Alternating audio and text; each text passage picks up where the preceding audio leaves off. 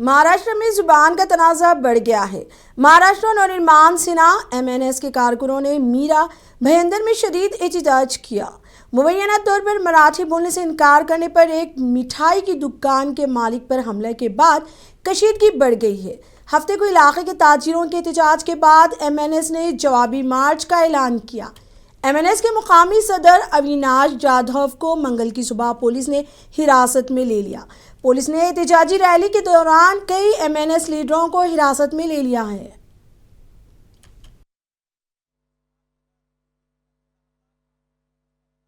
नाही कोणाच्या बापाचा परवाना का नाही दिलाय? हक्काचा नाही कोणाच्या बापाचा परवाना का नाही देत? काय कारण वाटतंय? परवाना का नाही देत? प्रोटेस्टला परवाना का नाही देत? काय कारण वाटतंय?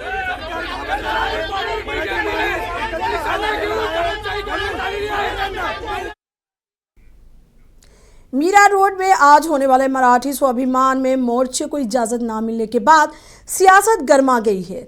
इस दौरान महायुति में फूट देखने को मिली है।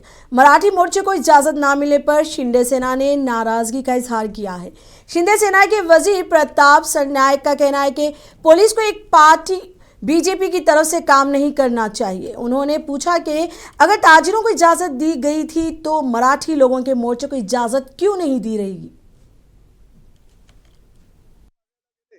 तेव्हा पोलिसांनी भाईंदर शहरामध्ये ज्या पद्धतीनं आमच्या व्यापारी बंधूंनी मोर्चा काढला होता आणि शांतता मार्गाने ते मोर्चा त्यांनी काढल्यानंतर तो मोर्चा शांतही झाला। पोलिसांना त्यांनी निवेदन दिलं। काल पोलिसांनी मराठी एकीकरण समितीचे काही कार्यकर्ते जेव्हा मोर्चाची परवानगी मागायला गेले तेव्हा पोलिसांनी त्यांना परवानगी नाकारली।